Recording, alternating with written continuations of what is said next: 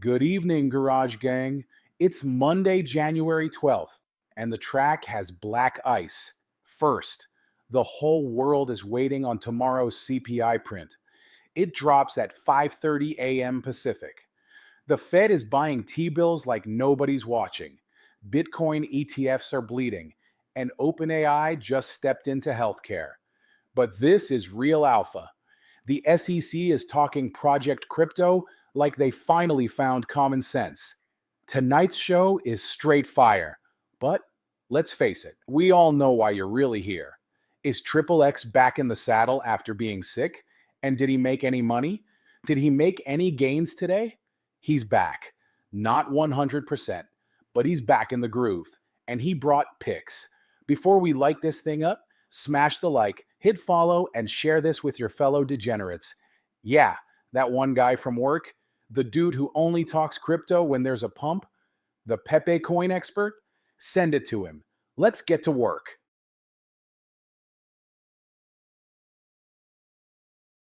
Tomorrow morning, 5:30 a.m. Pacific, CPI drops, and the market already has a baseline locked in. They want 0.3 month over month. Core 0.3. Year over year around 2.7. That's what price is leaning on. Now here are the three outcomes, no fluff. 1. Hot CPI. If it prints hotter than expected, rates jump, dollar rips, and risk gets punched in the mouth. Stocks don't dip, they slip. Crypto doesn't pull back. It gets vacuumed. Hot CPI is the trapdoor. 2. Neutral CPI. If it prints right on expectations, you get chop. Range games. Fake confidence, low vol nonsense. But don't confuse quiet with safe. Neutral just means the next move is loading. 3. Cool CPI. If it prints cooler than expected, that's when the hunt starts. Dollar softens, rates breathe, risk bids, and shorts get hunted. That's when Bitcoin and equities rip while the waiting for confirmation crowd buys higher like civilians. Now, here's the part most of you miss. But while everyone's staring at CPI, the Fed is buying T-bills like nobody's watching. And that matters because it's not a headline move. It's plumbing. It's the pit crew under the car, topping off fluids, tightening bolts, keeping the engine from seizing. Translation? They're keeping liquidity in the pipes. They're trying to keep funding markets calm. They're building a floor under risk. But listen to me carefully. A floor doesn't cancel a trapdoor. It just means if CPI is neutral or cool, that liquidity support can turn into a launch pad. If CPI is hot, the trapdoor still opens, and it opens fast. That's the setup. Now let's go to the next filthy contradiction. Bitcoin ETFs are bleeding, and price still won't die. Now, here's where it gets disgusting. Because while the world is staring at CPI and the Fed is working the plumbing, Bitcoin ETFs are bleeding.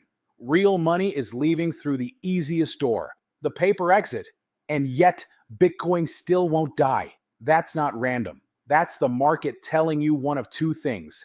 Either there's a real bid underneath this thing, or the trapdoor is delayed and everyone's about to find out the hard way. This is the contradiction that matters. Paper is selling. Price is holding. That means absorption. Weak hands are dumping. Strong hands are loading. That's how rotations happen. Now don't get emotional. This does not guarantee a moonshot. It just tells you the structure.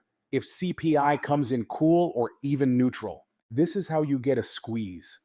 Because all it takes is one push through resistance and the shorts start tripping over each other, trying to cover. But if CPI comes in hot, the ETF selling pressure doesn't fade. It accelerates. Liquidity disappears first, then price moves second. That's when support levels don't act like support. They act like speed bumps on the way down. So here's the question you watch tomorrow. After the CPI print, does the ETF bleeding slow down? Oh, or does it turn into a full-on evacuation? Because that answer tells you whether this is rotation or the start of a real flush. All right? Now let's talk about what's actually printing real activity while the tourists panic. Solana. Awesome. Now let's talk about what's actually working while everyone else is arguing. Solana. Because Solana right now isn't a narrative. It's throughput, it's flow, it's real users doing real transactions. 30-day DEX volume is sitting around 118 billion. That's not vibes, that's business. And when a chain is doing that kind of volume, it tells you something simple. Liquidity is there, attention is there, builders are there, and the casino moved. So if you're still treating Solana like it's a meme from last cycle, you're late and you're loud. Now, does this mean everything on Solana is safe? No, it means the highway is busy. And when the highway is busy, opportunities show up and scams show up too. That's why we don't chase, we filter. And now I'm going to say it out loud. We did not get the Safecracker trench scan tonight. So I'm not going to sit here and invent picks like a clown. No fake gems, no trust me, bro. When we have the scan, we drop the scan.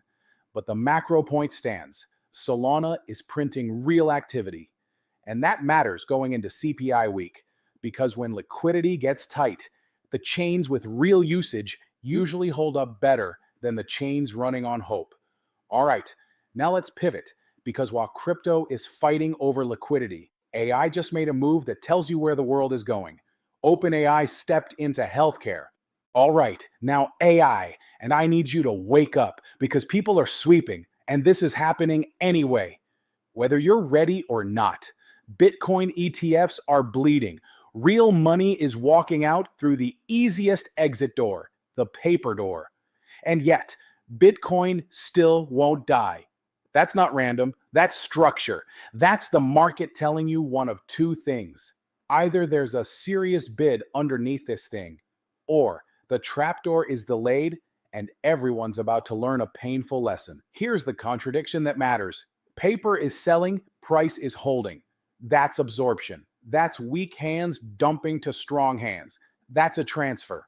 Now don't get emotional and start screaming moon. This is not a guarantee. This is a setup. Because if CPI is neutral or cool and selling pressure fades, that's when you get the squeeze. All it takes is one push through resistance, and shorts start tripping over each other, trying to cover. Price moves fast when positioning is wrong.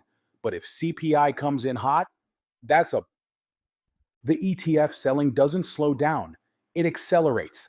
Liquidity disappears first, then price moves second, and support levels stop being support. They become speed bumps on the way down. So tomorrow, the question is simple. After CPI, does the bleeding slow or does it turn into a full evacuation? Because that answer tells you whether this is rotation or the start of a real flush. All right, now let's go to the chain that's actually printing real activity instead of just talking, Solana. And if you don't understand why that matters, you're watching crypto like it's a meme casino. BitGo is custody. That's the part of crypto nobody brags about. But institutions can't live without, because big money doesn't move without secure custody, compliance rails, and infrastructure that won't blow up the first time the market sneezes. So when a custody giant files for an IPO, here's what it really signals. The suits think the window is open. They think risk appetite is coming back. They think there's enough demand to sell crypto infrastructure to public markets without getting laughed out of the room. That is not retail hype. That is institutional positioning. And here's the important part. IPOs are like oxygen tests. When markets are scared, IPOs die. When markets are confident, IPOs return. So BitGo isn't just a company story, it's a barometer. Now, pair that with what we just said. ETF paper is selling, but the system is still building. AI is accelerating. And crypto infrastructure is going public. This is what adoption looks like. Not fireworks, plumbing. All right, now we go to the part that decides whether the next cycle is real or whether it's just another fake out headline.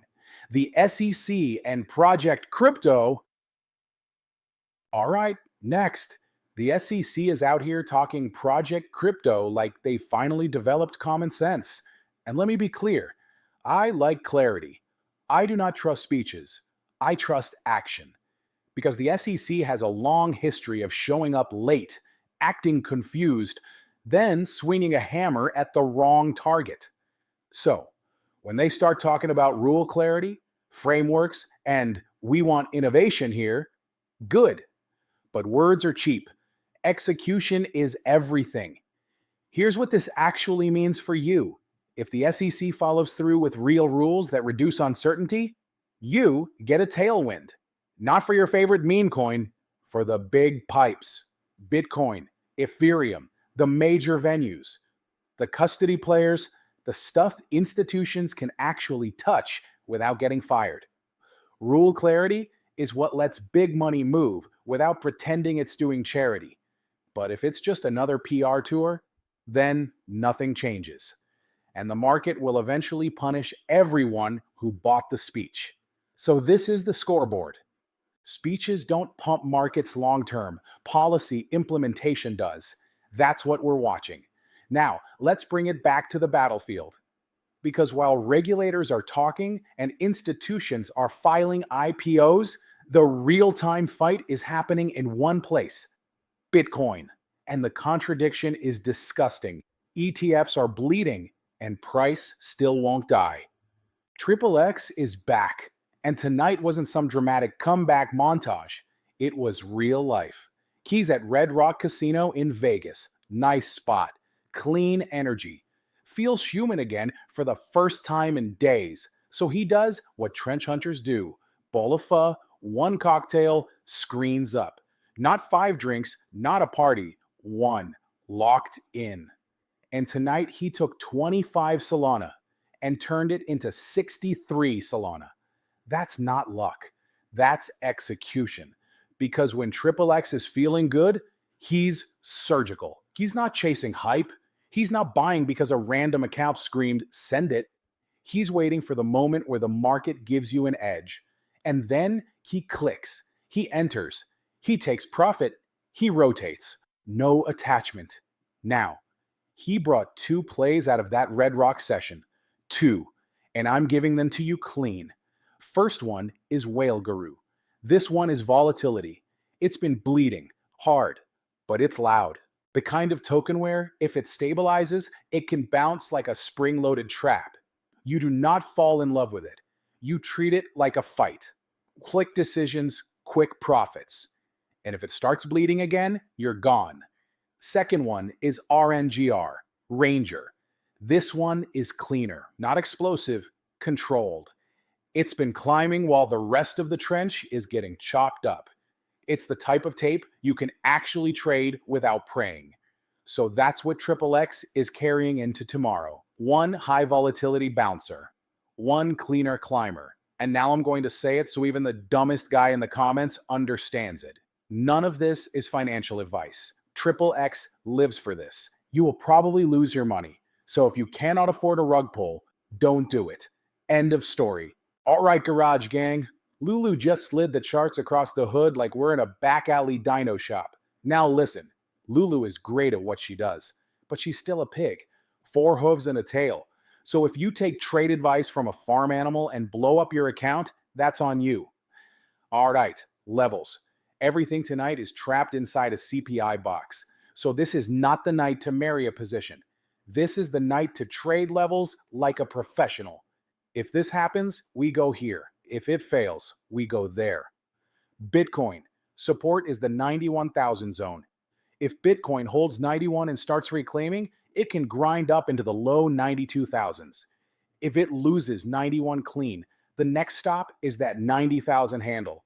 Hold support, you can scalp a bounce. Lose support, you respect the downside. Solana. Resistance is the 139 area. It keeps tagging it and getting rejected. Support is the 137 to 136 area. If Solana breaks and holds above 139, it can push to the next level up fast. If it fails again, it drifts back into 137. If that cracks, deeper flush. Ethereum. Support is around 3,100. Resistance is around 3,120. Above support, scalp long back into the top of the box. Lose support, the downside pocket opens. Cardano. This is the sense trade. Resistance around 39 cents. Support around 37 cents. Reclaim 39, you can scalp into the low 40-cent targets. Lose 37, it bleeds into the mid 36s and lower. Quick entries, quick exits, no romance. And Lulu's rule is simple. Until CPI hits tomorrow morning, everything is a coin flip inside a box. Trade levels, respect breaks. Don't act surprised if CPI turns the whole chart into a blender. None of this is financial advice. Triple X lives for this. You will probably lose your money. So if you cannot afford a rug pull, don't do it.